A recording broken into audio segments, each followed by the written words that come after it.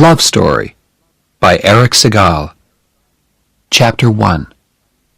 Stupid and Rich, Clever and Poor. What can you say about a 25-year-old girl who died? You can say that she was beautiful and intelligent. She loved Mozart and Bach and the Beatles. And me.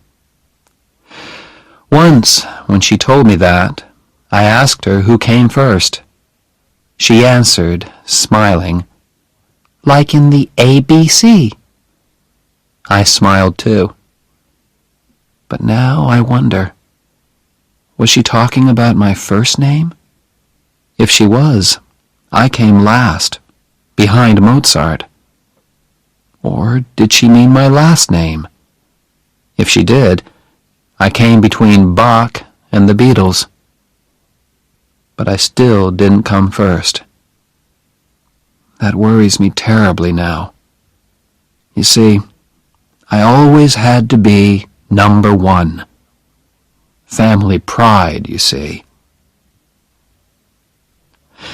In the autumn of my last year at Harvard University, I studied a lot in the Radcliffe Library. The library was quiet. Nobody knew me there, and they had the books that I needed for my studies. The day before an examination, I went over to the library desk to ask for a book. 2 girls were working there. One was tall and sporty. The other was quiet and wore glasses. I chose her and asked for my book. She gave me an unfriendly look. "Don't you have a library at Harvard?" she asked.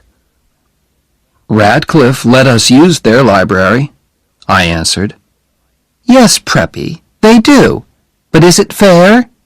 Harvard has 5 million books. We have a few thousand." Oh dear, I thought. A clever Radcliffe girl. I can usually make girls like her feel very small. But I needed that damn book, so I had to be polite. "Listen, I need that damn book." "Don't speak like that to a lady, Preppy." "Why are you so sure that I went to prep school?" She took off her glasses. "You look stupid and rich," she said. "You're wrong," I said. "I'm actually clever and poor." "Oh no, Preppy," she said. "I'm clever and poor." She was looking straight at me. All right, she had pretty brown eyes. And, okay, perhaps I looked rich. But I don't let anyone call me stupid. "What makes you so clever?" I asked. "I'm not going to go for coffee with you," she said. "Listen, I'm not going to ask you." "That," she said, "is what makes you stupid." Let me explain why I took her for coffee. I got the book that I wanted, didn't I? And she couldn't leave the library until closing time. So I was able to study the book for a good long time. I got an A in my exam the next day. I gave the girl's legs an A, too, when she came out from behind the library desk. We went to a coffee shop, and I ordered coffee for both of us. "I'm Jennifer Cavallari," she said. "I'm American, but my family came from Italy. I'm studying music." "My name is Oliver," I said. "Is that your first or your last name?" she asked. "First. My other name is Barrett." "Oh," she said.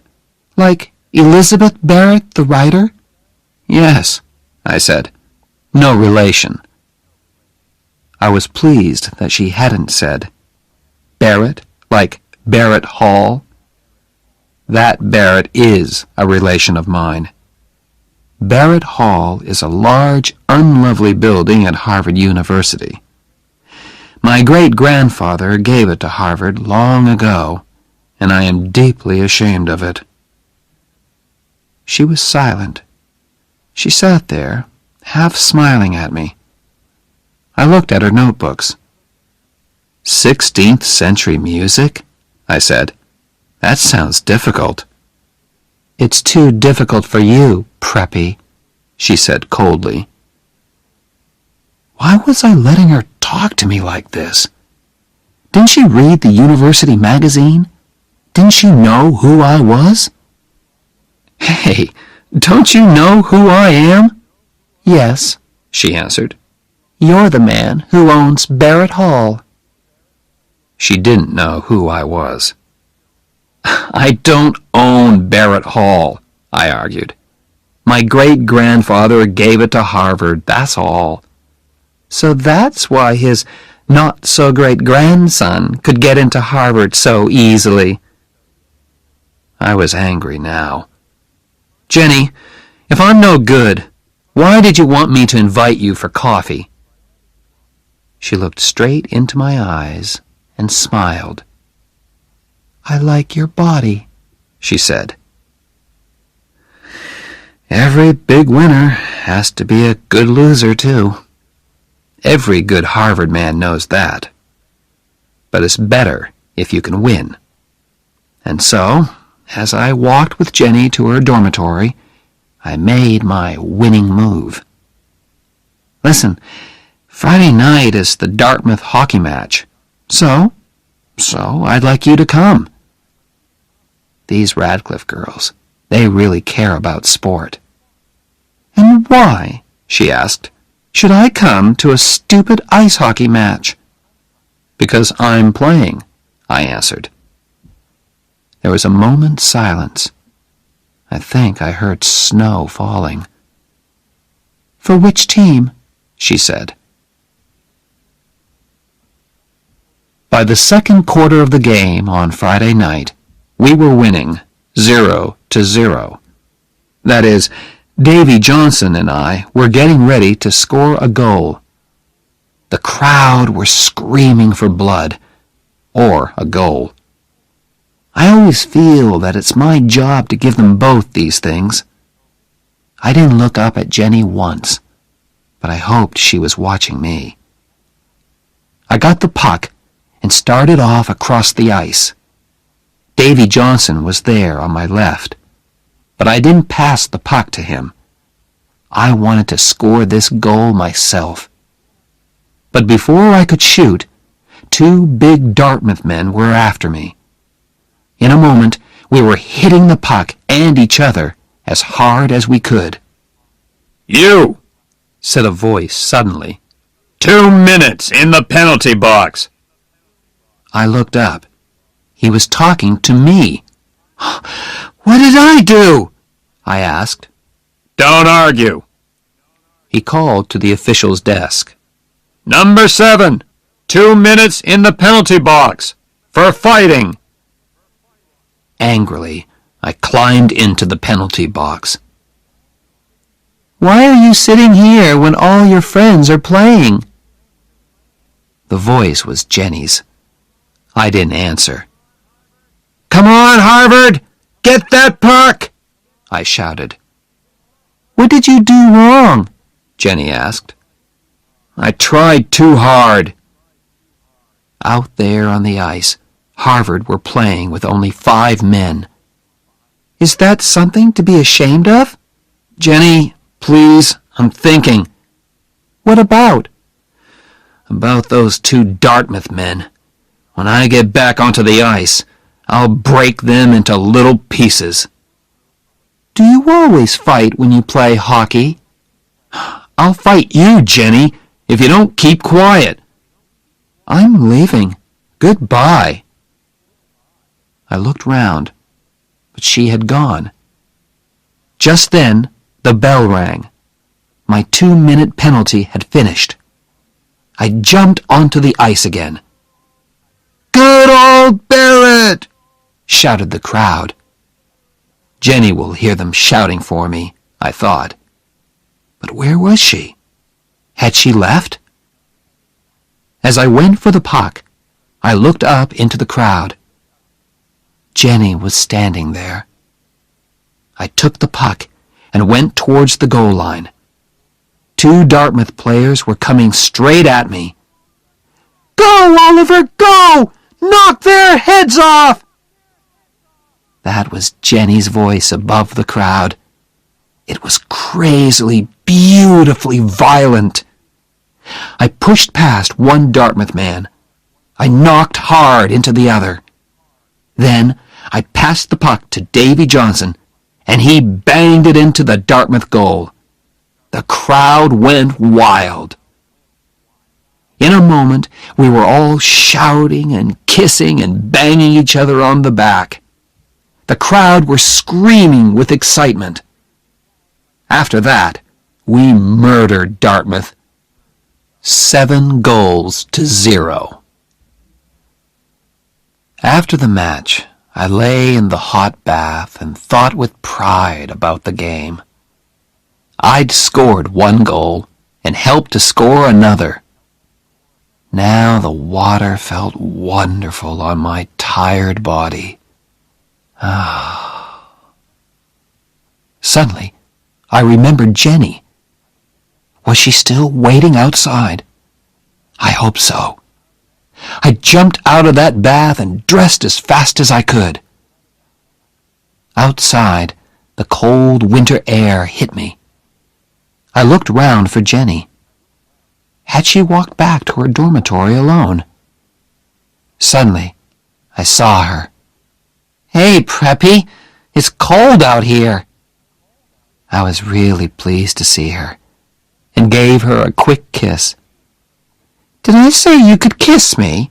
she said. "Sorry, I was just excited." I wasn't. It was dark and quiet out there in the cold. I kissed her again, more slowly. When we reached her dormitory, I did not kiss her goodnight. "Listen, Jenny, perhaps I won't telephone you for a few months." She was silent for a moment. "Why?" she asked at last. "But perhaps I'll telephone you as soon as I get back to my dorm." I turned and began to walk away. "Damn Preppy!" I heard her say. I turned again. From 20 feet away, I scored another goal. You see, Jenny, that's the kind of thing you say. And when other people do it to you, you don't like it. I wished I could see the look on her face, but I couldn't look back. My pride wouldn't let me. When I returned to my dorm, Ray Stratton was there. He and I slept in the same room. Ray was playing cards with some of his football-playing friends. "Hello, Ollie," said Ray. "How many goals did you score?" "I scored 1, and I made 1, I answered. "With Cavalieri?" "That's none of your business," I replied quickly. "Who's Cavalieri?" asked one of the footballers. "Jenny Cavalieri. Studies music. Plays the piano with the music group." "What does she play with Barrett?" Everyone laughed. "Get lost," I said, as I entered my room. There I took off my shoes, lay back on my bed, and telephoned Jenny's dormitory. "Hey, Jen," I said softly. "Yes?" "I think I'm in love with you." She was silent for a few moments. Then she answered very softly, "Oliver, you're crazy." I wasn't unhappy or surprised. Chapter 2. Blood and Stone. A few weeks later, I was hurt in the hockey match at Cornell University. My face was badly cut, and the officials gave me the penalty for starting the fight. 5 minutes. I sat quietly in the penalty box while the team manager cleaned the blood off my face. I was ashamed to look out onto the ice, but the shouts of the crowd told me everything. Cornell scored a goal. The score was 3-3 now. Damn, I thought. We're going to lose this match because of me. Across the ice, among the crowd, I saw him. My father. Old stony face. He was looking straight at me. If the meeting finishes in time, I'll come to Cornell and watch you play, he had told me on the phone. And there he was, Oliver Barrett III. What was he thinking about? Who could say? Why was he here? Family pride, perhaps. Look at me, I am a very busy, important man, but I have come all the way to Cornell just to watch my son play in a hockey match. We lost, 6-3. After the match, the doctor put 12 stitches in my face. When I got to the changing room, it was empty. They don't want to talk to me, I thought. I lost that match. I felt very ashamed as I walked out into the winter night. "Come and have dinner, son," said a voice.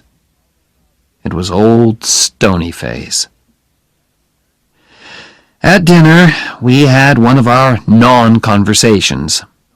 We spoke to each other, but didn't actually say anything. These non-conversations always started with, "How have you been, son?" and ended with, "Is there anything I can do for you?" "How have you been, son?" my father began. "Fine, sir." "Does your face hurt?" "No, sir." It hurt terribly.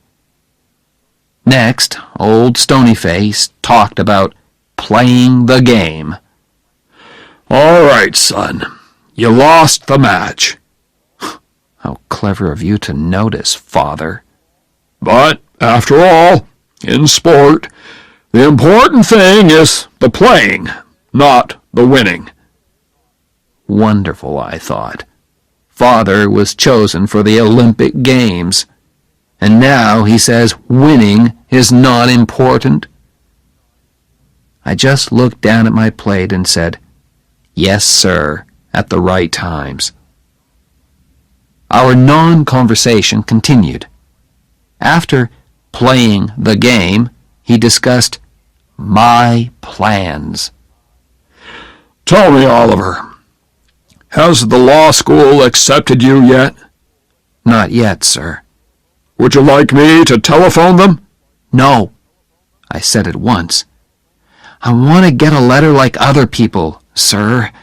Please?" "Yes, of course. Fine. After all, they're sure to accept you." Why? I thought. Because I'm clever and successful? Or because I'm the son of Oliver Barrett III? The meal was as uninteresting as the conversation. At last, my father spoke again. "There's always the Peace Corps," he said suddenly. "I think the Peace Corps is a fine thing, don't you?" "Oh, yes, sir," I said politely. I knew nothing about the Peace Corps. "What do your friends at Harvard think about the Peace Corps?" he asked. "Do they feel that the Peace Corps is important in our world today?" "Yes, sir," I said politely, just to please him. After dinner, I walked with him to his car. "Is there anything I can do for you, son?" he asked. No, thank you, sir. Good night, sir. Our non-conversation was finished. He drove away.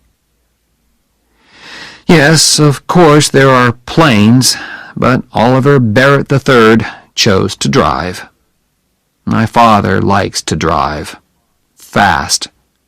And at that time of night, in an Aston Martin DBS, you can go very fast indeed. I went to telephone Jenny. That was the only good part of the evening. I told her about the fight. She enjoyed that. Her musical friends never got into fights. "I hope you hit the man who hit you," she said. "Oh, yes." "Good. I'm sorry I couldn't be there to watch you. Perhaps you'll hit somebody in the Yale match." I smiled. Jenny really made me feel better. Back at Harvard the next day, I called at her dorm. Jenny was talking to someone on the telephone in the hall. "Yes, of course." "Oh, yes, Phil. I love you too. Love and kisses. Goodbye." Who was she talking to? I had only been away 48 hours, and she had found a new boyfriend. Jenny did not seem ashamed. She kissed me lightly on the unhurt side of my face. "Hey, you look terrible." 12 stitches, Jen. "Does the other man look worse than you?" "Much worse. I always make the other man look worse." We walked to my MG sports car. "Who's Phil?" I asked, as carelessly as I could. "My father." I could not believe that. "You call your father Phil?" "That's his name. What do you call your father?" "Sir." He must be really proud of you. You're a big hockey star, and you're always successful in your exams." "You don't know anything, Jenny. He was good at exams and sport, too. He was in the Olympic Games." "My God! Did he win?" "No. Actually, old Stonyface was 6th, which makes me feel a little better." Jenny was silent for a moment. "Why do you hate him so much?" she asked at last. "I'm Oliver Barrett IV, I answered. "All Barretts have to be successful, and that means I have to be good at everything all the time. I hate it." "Oh, I'm sure you do," laughed Jenny. "You hate doing well in your exams. You hate being a hockey star." "But he expects it," I said. "If I'm successful, he isn't excited or surprised. He was a big success, and he expects me to be the same." I told her about our meal and our non-conversation after the Cornell match, but she didn't understand at all.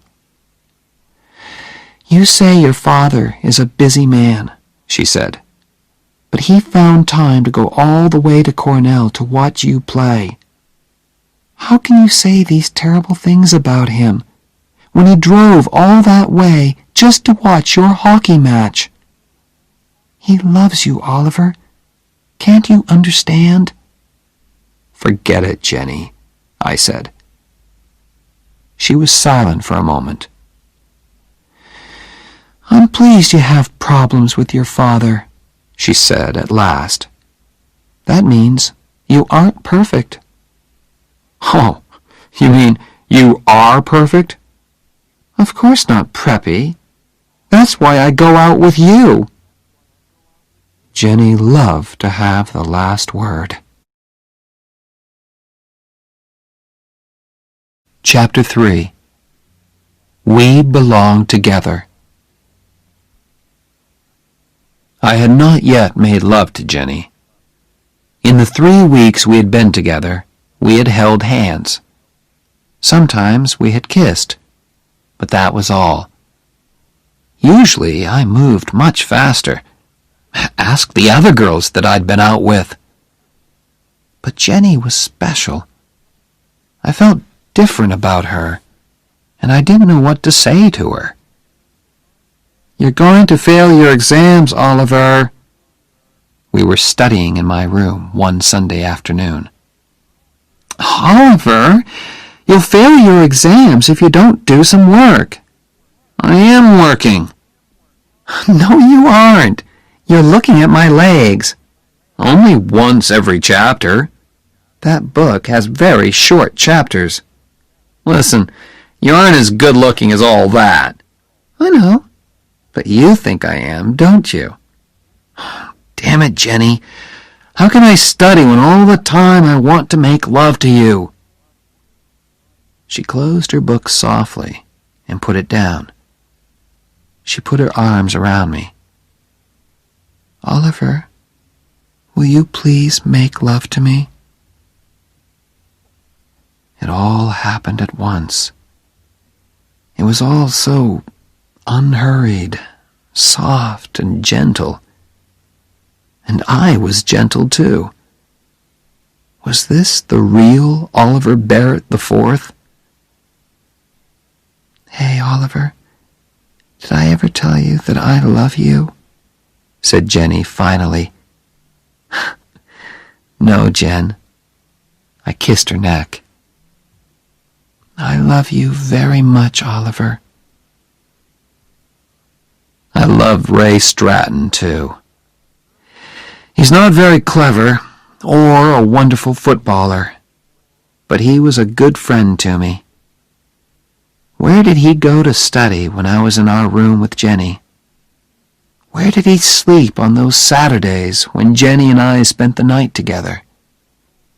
In the old days, I always told him all about my girlfriends, but I never told him about Jenny and me. "My God, Barrett, are you two sleeping together or not?" asked Ray. "Raymond, please don't ask." "You spend every minute of your free time with her. It isn't natural." "Ray, when two adults are in love..." "Love? At your age? Oh, my God, I worry about you. I really do." "Don't worry, Raymond, old friend. We'll have that flat in New York one day. Different girls every night. Don't you tell me not to worry, Barrett. That girl's got you, and I don't like it." That evening, I went to hear Jenny play the piano with the music group. "You were wonderful," I said afterwards. "That shows what you know about music, Preppy." We walked along the river together. I played okay, not wonderful, not Olympic Games, just okay. Okay? Okay. But you should always continue your music.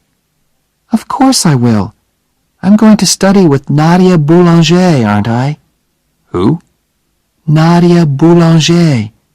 She's a famous music teacher in Paris. I'm very lucky. I won a scholarship, too." "Jennifer, you're going to Paris?" "I've never seen Europe. I'm really excited about it." I took her by the arms and pulled her towards me. "Hey, how long have you known this?" Jenny looked down at her feet. "Oliver, don't be stupid. We can't do anything about it. After we finish university, you'll go your way and I'll go mine. You'll go to law school." "Wait a minute. What are you talking about?" She looked into my eyes. "Ollie, you're a rich preppy. Your old man owns a bank. My father's a baker in Cranston, Rhode Island. And I'm nobody." "What does that matter? We're together now. We're happy." "Ollie, don't be stupid," she repeated. "Harvard is full of all kinds of different people. You study together, you have fun together. But afterwards, you have to go back to where you belong. We belong together. Don't leave me, Jenny. Please. What about my scholarship? What about Paris? What about our marriage? Who said anything about marriage? Said Jenny in surprise. Me. I'm saying it now. Why? I looked straight into her eyes. Because, I said. Oh, said Jenny. That's a very good reason. She took my arm, and we walked along the river. There was nothing more to say, really. The next Sunday, we drove to visit my parents in Ipswich, Massachusetts. Jenny said it was the right thing to do, and of course there was also the fact that Oliver III paid for my studies at Harvard. "Oh my God," Jenny said when we drove up to the house. "I didn't expect this. It's like a damn palace." "Please, Jen, everything will be fine." "For a nice all-American girl of good family, perhaps. Not for Jennifer Cavallari, baker's daughter from Cranston, Rhode Island." Florence opened the door. She has worked for the Barrett family for many years. She told us that my parents were waiting in the library. We followed her past a long line of pictures of famous Barretts and a glass case full of silver and gold cups. "They look just like real silver and gold," said Jenny. "They don't give cups like those at the Cranston Sports Club." "They are real silver and gold," I answered. "Oh, my God! Are they yours?" "No, my father's." "Do you have silver and gold cups too, Oliver?" "Yes." "In a glass case, like these?" "No, up in my room, under the bed." She gave me one of her good Jenny looks. "We'll go and look at them later, shall we?" Before I could answer, we heard a voice. "Ah, hello there." It was old Stonyface. "Oh, hello, sir. This is Jennifer." "Hello there." He shook her hand before I could say her full name. There was a smile on his usually rock-like face. "Do come in and meet Mrs. Barrett, my wife, Allison. This is Jennifer." "Cavallari," I said. For the first and only time, I got her damn name wrong. "Cavallari," said Jenny politely. Mother and Jenny shook hands. All through dinner, Mother kept the polite small talk going. "So, your people are from Cranston, Jennifer?" said my mother. Mostly. My mother came from Fall River." "Oh, the Barretts have factories at Fall River," said Oliver III. "Where they cheated their workers for centuries," said Oliver IV. "In the 19th century," said Oliver III. "What about the plans to put automatic machines in the factories?" said Oliver IV. "What about coffee?" my mother said quickly. We moved back into the library. We sat there with nothing to say to each other. So I started a new non-conversation. "Tell me, Jennifer," I said, "what do you think about the Peace Corps?" She looked at me in surprise. "Oh, have you told them, O.B.?" asked my mother. "It isn't the time for that, my dear," said Oliver Barrett III, with an ask me look on his face. What's this, Father?" I asked, just to please him. "Oh, nothing important, son." "I don't know how you can say that," said my mother. She turned to me. "Your father is going to be head of the Peace Corps." "Oh," I said. "Oh," said Jenny in a different, happier kind of voice. Well done, Mr. Barrett. She gave me a hard look. Yes. Well done, sir, I said at last. Chapter 4. Two different kinds of father. Jenny, he isn't going to be president of the USA after all. We were driving back to Harvard. You still weren't very nice to him about it, Oliver. I said well done. Huh! Oliver, why are you so unkind to your father? You hurt him all the time. It's impossible to hurt Oliver Barrett III. No, it isn't. If you marry Jennifer Cavallari... Oliver, I know you love me, but in a strange way you want me because I'm not a suitable woman for a Barrett to marry. You are rebelling against your father. My father said the same thing a few days later when we had lunch together at the Harvard Club in Boston. Son, you're in too much of a hurry. The young lady herself is fine. The problem is you. You are rebelling, and you know it. Father, what worries you most about her? That she's Italian, or that she's poor? What do you like most about her? I'm leaving. Stay and talk like a man. I stayed. Old Stonyface liked that. He's won again, I thought angrily. Wait a while, son, Oliver Barrett III continued. That's all I ask. Finish law school. Why do I have to wait? I was rebelling now.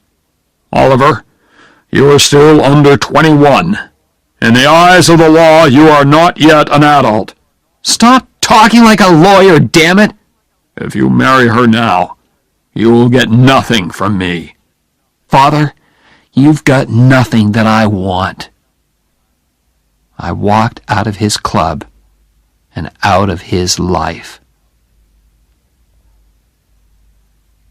After that, I was not looking forward to meeting Jenny's father. She was his only child, and her mother was dead. She meant a lot to him. I could see a lot of problems there. And I was penniless. How is Mr. Cavallari going to feel, I thought, when he hears that young Barrett can't support his daughter? Worse, she will have to work as a teacher to support him while he is at law school. As we drove down to Cranston on that Sunday in May, I worried a lot about Mr. Cavallari's feelings. Tell me again, Jen. Okay. I telephoned him and he said okay. But what does he mean by okay? Are you trying to tell me that Harvard Law School has accepted a man who doesn't know the meaning of okay? It isn't a word that lawyers use much, Jen. Just tell me again, please. He knows you're poor and he doesn't mind. Stop worrying, Oliver. Jenny lived on Hamilton Street. It was a long line of wooden houses with children playing in front of them and whole families sitting on their front steps. I felt like a stranger in a strange land as I parked the MG outside 189A Hamilton Street. Mr. Cavallari's handshake was warm and strong. "How do you do, sir?" I said. "I'm Phil," he said. "Phil, sir." It was a frightening moment. Then Mr. Cavallari turned to his daughter. Suddenly they were in each other's arms, laughing and crying and kissing. I felt like a stranger. For some time, I did not have to speak much. Don't speak with your mouth full, my family had told me when I was a child. Phil and his daughter kept my mouth full all afternoon. I don't know how many Italian cakes I ate. Both Cavalieris were very pleased. "He's okay," said Phil at last. "I told you he was okay," said his daughter. "Well, I had to see for myself. Now I've seen him. Oliver?" "Yes, sir?" "Call me Phil. You're okay." Later, Phil tried to have a serious talk with me. He thought he could bring Oliver Barrett III and Oliver Barrett IV together again. "Let me speak to him on the telephone," he said. "A father's love is a very special thing." "There isn't much of it in my family," I said.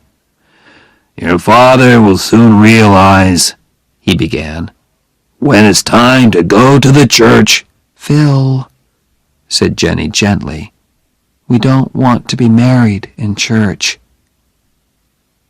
He looked surprised, then unhappy. But he spoke bravely. "It's your wedding, children. You choose. It's okay by me." My next meeting was with the head of Harvard Law School. "I'll need a scholarship for next year, sir," I said politely. "A scholarship? I don't understand. Your father—" "My father has nothing to do with it, sir. We've had a disagreement, and he isn't supporting me anymore." The head took off his glasses, then put them on again. I continued. "That's why I've come here to see you, sir. I'm getting married next month. We're both going to work during the summer. Then Jenny will support us by teaching. But her teaching won't pay enough to send me to law school. Sir, I need a scholarship. I have no money in the bank." "Mr. Barrett, our scholarships are for poor people, and it's too late to ask for one. I do not wish to enter into a family disagreement, but I think you should go and talk to your father again." "No," I said angrily. "I am not, repeat, not going back to my father to ask for money." When Jenny graduated from university that summer, all her relations came from Cranston to watch. We didn't tell them about our marriage plans because we wanted a quiet wedding and didn't want to hurt their feelings. I graduated from Harvard the next day. Was Oliver III there in the university hall? I don't know. I didn't look for old Stonyface in the crowd. I gave my parents' tickets to Jenny and Phil. But as an old Harvard man, my father could sit with the class of 26. But why should he want to? I mean, weren't the banks open that day? The wedding was on the next Sunday. It was very quiet and very beautiful. Phil was there, of course, and my friend Ray Stratton. Jenny and I spoke about our love for each other and promised to stay together until death. Ray gave me the ring, and soon Oliver Barrett IV and Jennifer Cavalieri were man and wife. We had a small party afterwards, just the four of us. Then Ray and Phil went home, and Jenny and I were alone together. "Jenny, we're really married." "Yes. Now I can be as terrible to you as I like." Chapter 5. The First 3 Years. For 3 years, we had to make every dollar do the work of 2. All through the summer holidays, we worked at the boat club in Dennisport. It was hard work, but we were never too tired to be kind to each other. I say kind because there are no words to describe our love and happiness together. After the summer, we found a cheap flat near the university. It was on the top floor of an old house and was actually very expensive. But what could we do? There weren't many flats around. "Hey, Preppy," said Jenny when we arrived there. "Are you my husband, or aren't you?" "Of course I'm your husband." "Show me then." My God, I thought. In the street? "Carry me into our first home." I carried her up the 5 steps to the front door. "Why did you stop?" she asked. "This isn't our home. Upstairs, Preppy." There were 24 stairs up to our flat, and I had to stop halfway. "Why are you so heavy?" I asked her. "Perhaps I'm expecting a baby." "My God, are you?" "Ha! I frightened you then, didn't I?" "Well, yes, just for a second or two." I carried her the rest of the way. There were very few moments in those days when we were not worrying about money. Very few, and very wonderful. And that moment was one of them. A food shop let us eat now, pay later, thanks to the Barrett name. But our famous name did not help us in Jenny's work. The head of the school thought we were rich. "Of course, we can't pay our teachers very much," said Miss Whitman. "But that won't worry you, Mrs. Barrett." Jenny tried to explain that Barretts had to eat, just like other people. Miss Whitman just laughed politely. "Don't worry," Jenny said to me. "We'll manage. Just learn to like spaghetti." I did.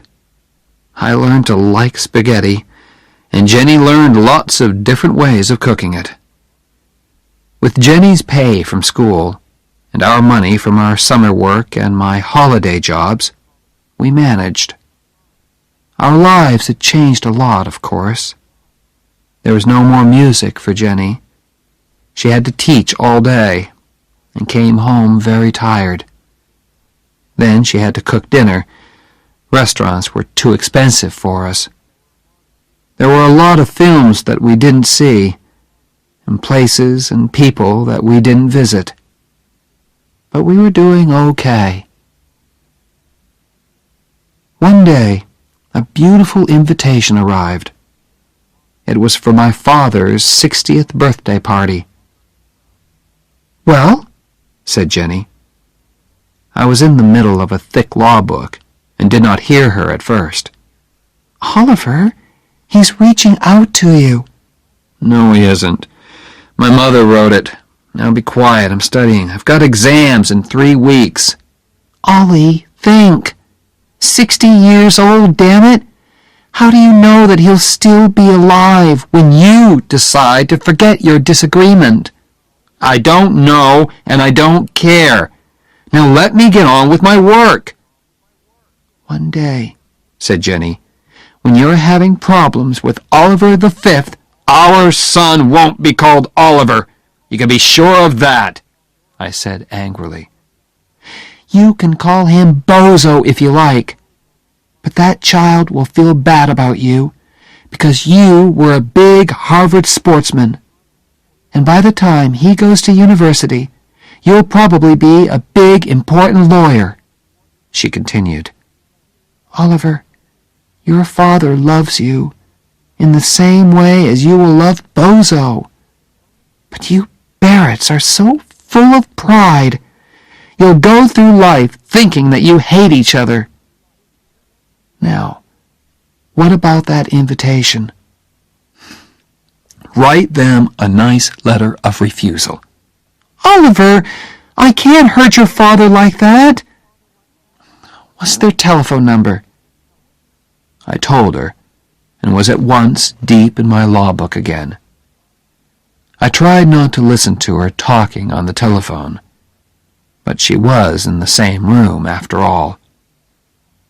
Suddenly I thought, how long does it take to say no? Ollie!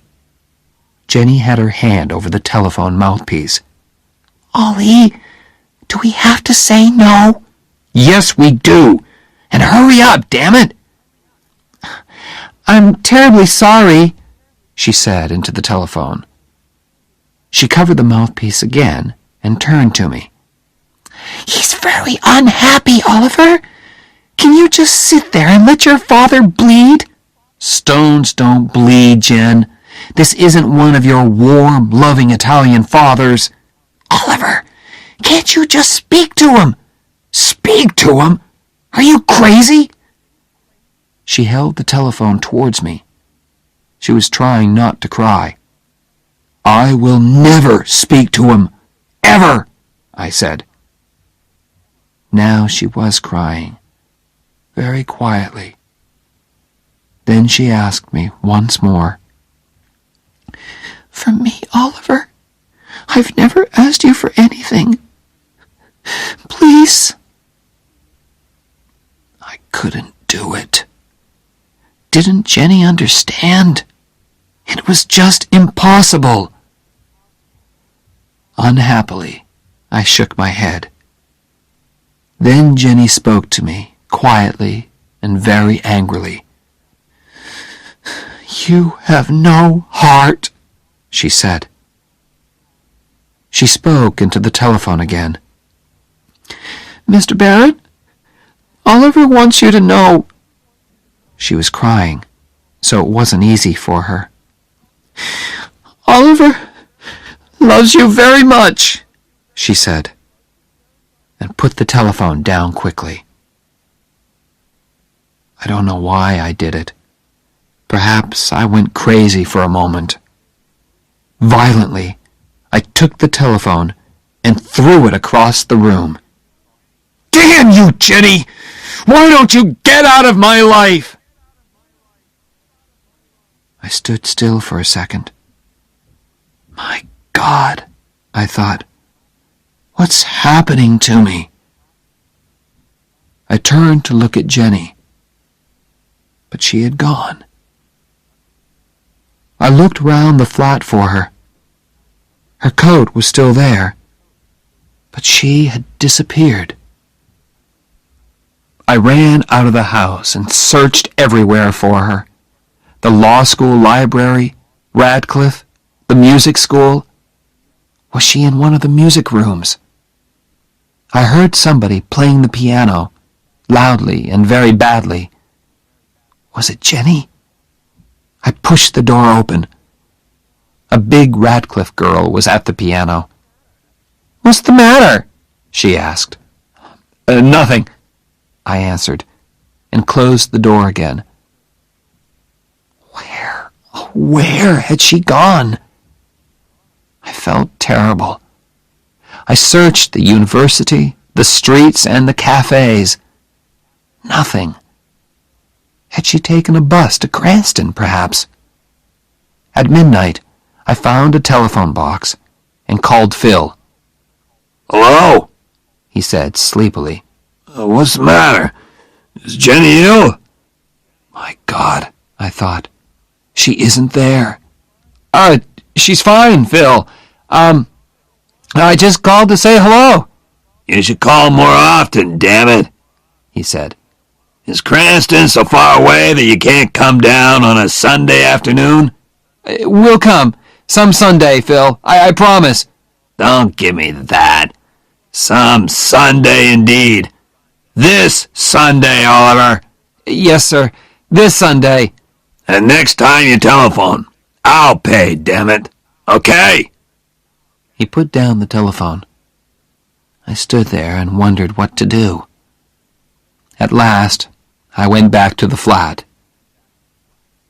Jenny was sitting on the top step. I was too tired to cry, too glad to speak. I forgot my key, said Jenny. I stood there on the bottom step, I was afraid to ask how long she had been there. I only knew that I had hurt her terribly. "Jenny, I'm sorry." "Stop," she said. Then she added, "Love means you never have to say you're sorry." We walked up to our flat. As we undressed, she looked lovingly at me. "I meant what I said, Oliver." And that was all. Chapter 6. Money can't buy everything. When the letter came from the law school, it changed our lives. I came third in the final examinations, and suddenly everyone wanted to offer me jobs. It was a wonderful time. Think of it, an all-American boy with a famous name, third in his examinations, and a Harvard hockey player, too. Crowds of people were fighting to get my name and number on their company writing paper. At last, I accepted a job with Jonas and Marsh in New York. I was the highest paid graduate of my year, too. After 3 years of spaghetti and looking twice at every dollar, it felt wonderful. We moved to a beautiful flat in New York. Jonas and Marsh's office was an easy 10-minute walk away. And there were lots of fashionable shops nearby, too. I told my wife to get in there and start spending immediately. "Why, Oliver?" "Woman, you supported me for 3 years. Now it's my turn." I joined the Harvard Club of New York. Ray Stratton was working in New York, too, and we played tennis together 3 times a week. My old Harvard friends discovered me once more, and invitations arrived. "Say no, Oliver. I don't want to spend my free time with a lot of empty-headed preppies." "Okay, Jen, but what shall I tell them?" "Tell them I'm expecting a baby." "Are you?" She smiled. "No, but if we stay at home tonight, perhaps I will." We already had a name for our child. "You know," I said one evening, "I really like the name Bozo." "You honestly want to call our child Bozo?" "Yes, it's the name of a big sports star. He'll be wonderfully big and strong," I continued. "Bozo Barrett, Harvard's biggest football star."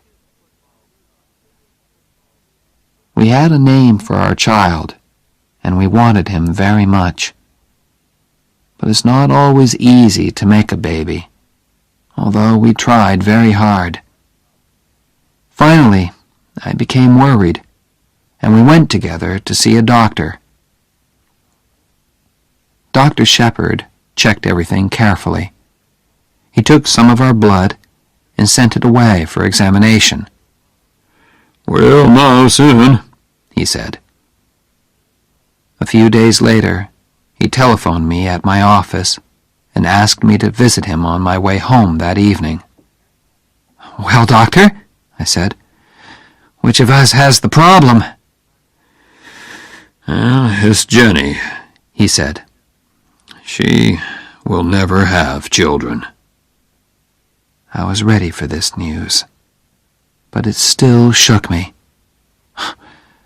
"Well," I said, "children aren't everything."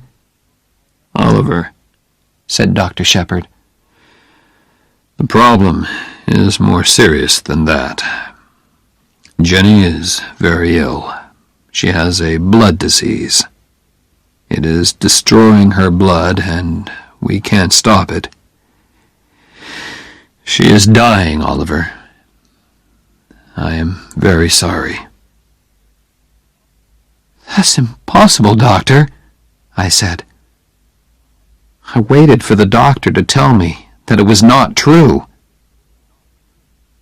Kindly and patiently he explained again, and at last I understood the terrible words. "Have you spoken to Jenny, Doctor? What did you tell her?" "I told her that you were both all right. For the moment, it's better that way." I wanted to shout and scream at the unfairness of it all. Jenny was 24, and she was dying. "What can I do to help, Doctor?" I asked at last. "Just be natural," he said. Natural. I began to think about God. At first I hated him. Then, next morning I woke up, and Jenny was there beside me. Still there. I was ashamed. Thank you, God, I thought.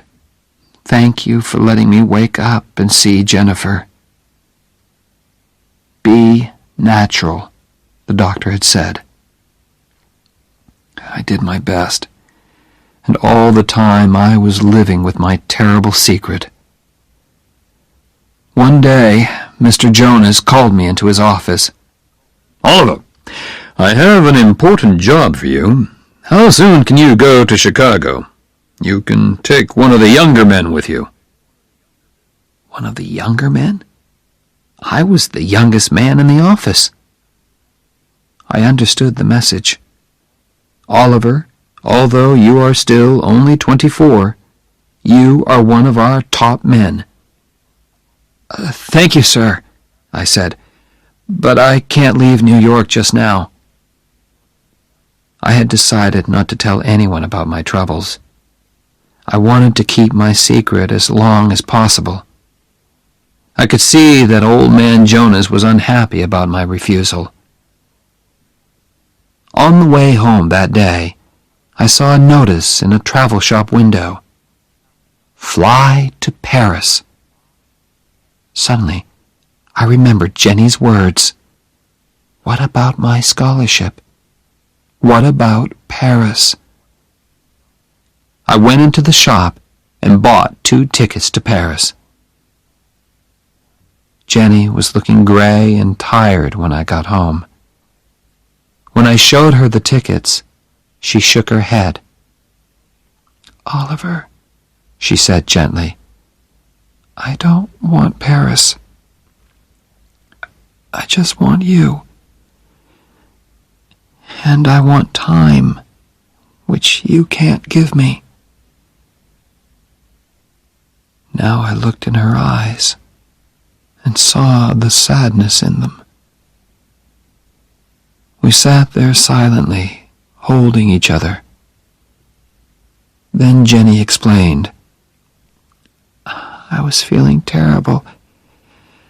I went back to the doctor, and he told me, I'm dying."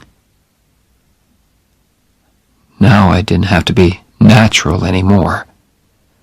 We had no more secrets from each other. Now we could discuss things that young husbands and wives don't usually have to discuss. "You must be strong, Oliver," she said. "For Phil, it's going to be hard for him. He needs your help, okay?" "Okay, I'll be strong," I promised. I hoped Jenny could not see how frightened I was. A month later, just after dinner, Jenny was playing Chopin on the piano. Suddenly she stopped. "Are you rich enough to pay for a taxi?" she asked.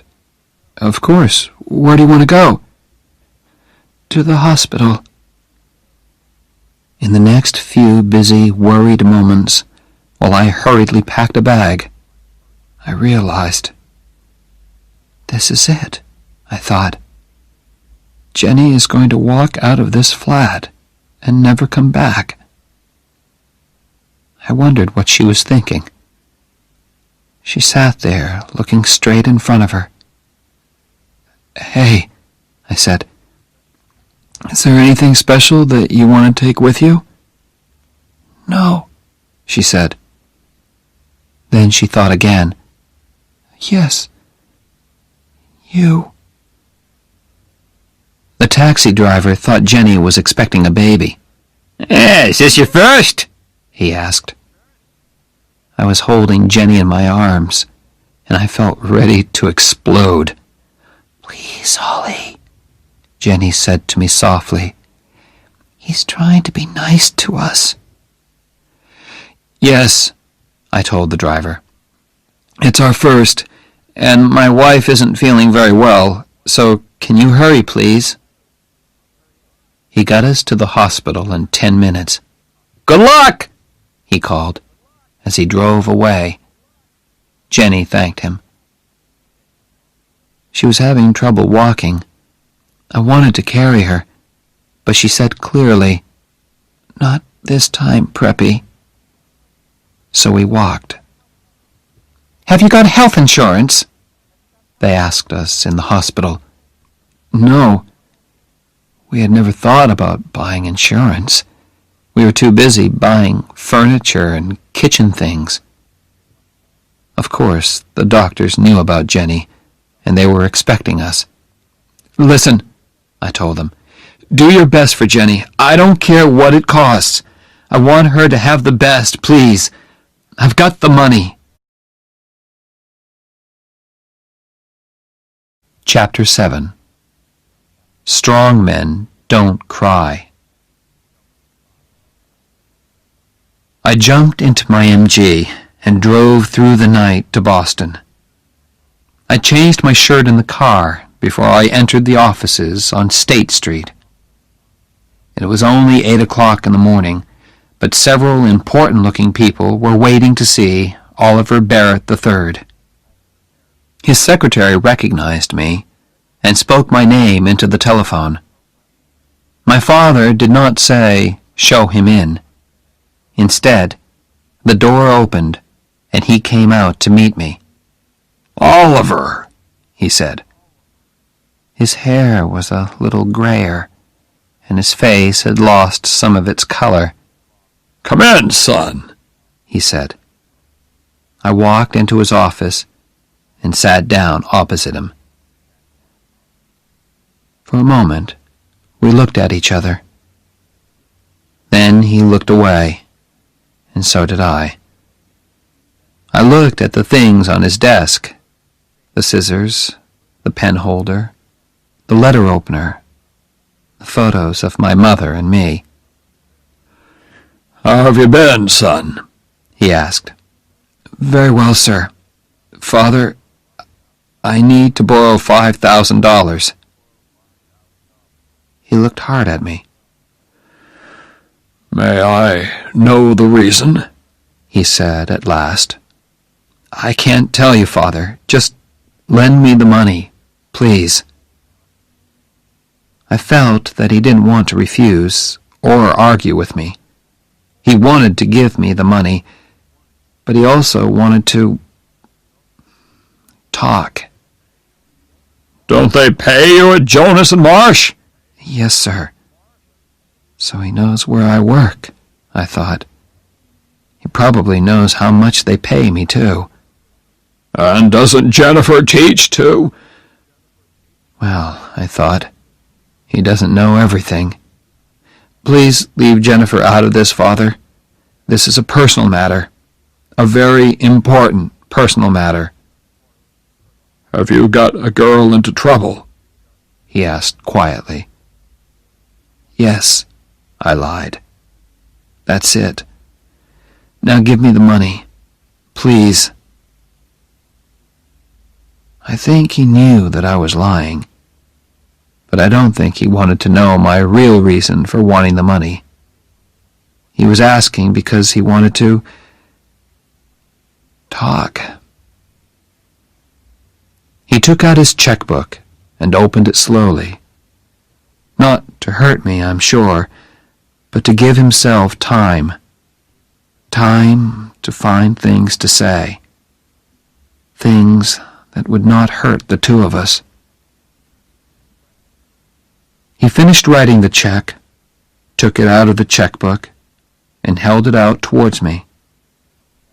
When I did not reach out my hand to take it, he pulled back his hand and placed the check on his desk. He looked at me again.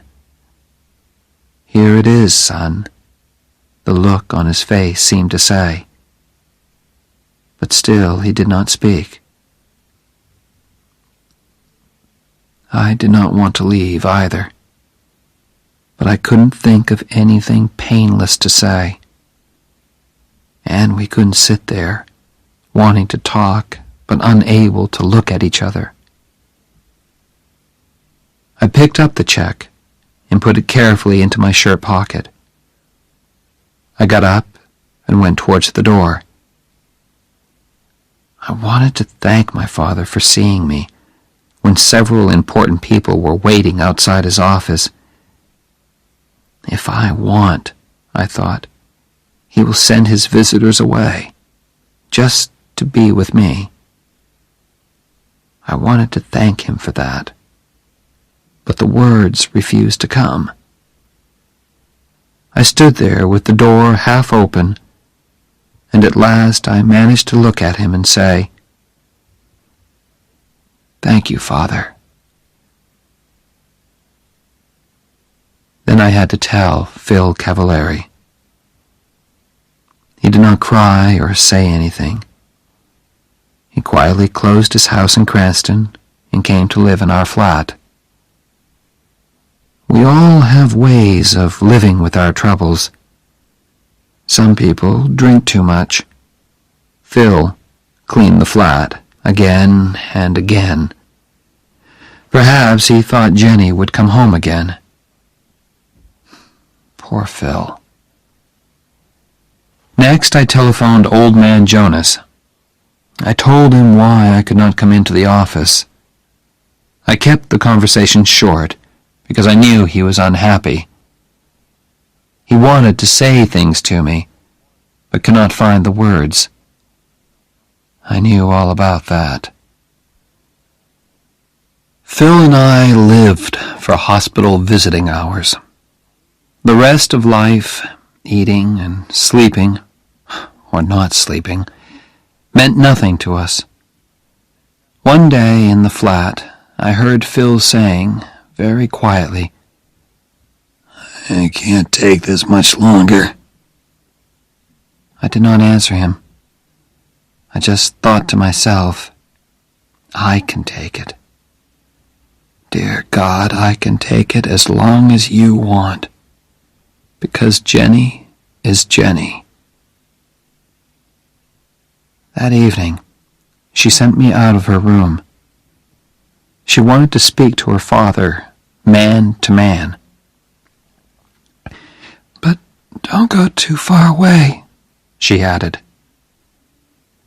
I went to sit outside. Then Phil appeared. "She wants to see you now," he said. "Close the door," Jenny ordered. I went to sit by her bed. I always liked to sit beside her and look at her face, because it had her eyes shining in it. "It doesn't hurt, Ollie, really," she said. "It's like falling off a high building very slowly, you know?" Something moved deep inside me. "I am not going to cry," I said to myself. "I'm strong, okay? And strong men don't cry. But if I'm not going to cry, then I can't open my mouth." I said. "No, you don't know, Preppy," she said. "You've never fallen off a high building in your life." Yes, I have. My voice came back. I did when I met you. She smiled. Who cares about Paris? She said suddenly. Paris, music, all that. You think you stole it from me, don't you? I can see it in your face. Well, I don't care, you stupid preppy. Can't you accept that? No, I answered honestly. Then get out of here, she said angrily. I don't want you on my damn deathbed. Okay, I accept it, I said. That's better. Now, will you do something for me? From somewhere inside me came this sudden, violent need to cry. But I was strong. I was not going to cry. I said again. Will you please hold me, Oliver? I put my hand on her arm. Oh, God, she was so thin. And held it. No, Oliver, she said. Really hold me. Put your arms round me. Very, very carefully, I got onto the bed and put my arms round her. Thanks, Ollie. Those were her last words. Phil Cavallari was waiting outside. Phil, I said softly. He looked up, and I think he already knew. I walked over and put my hand on his arm. I won't cry, he said quietly. I'm gonna be strong for you. I promise, Jenny. He touched my hand very gently. But I had to be alone, to feel the night air, to take a walk, perhaps. Downstairs, the entrance hall of the hospital was very calm and quiet. The only noise was the sound of my footsteps on the hard floor. Oliver! It was my father. Except for the woman at the desk. We were all alone there. I could not speak to him. I went straight towards the door. But in a moment he was out there, standing beside me. Oliver, he said. Why didn't you tell me? It was very cold. That was good, because I wanted to feel something. My father continued to speak to me, while I stood still and felt the cold wind on my face. I heard this evening. I jumped into the car at once. I was not wearing a coat. The cold was starting to make me ache. Good. Good. Oliver, said my father. I want to help. Jenny's dead, I told him. I'm sorry, he said very softly. I don't know why I did it, but I repeated Jenny's words from long ago. Love means you never have to say you're sorry. Then I did something which I had never done in front of him before. My father put his arms round me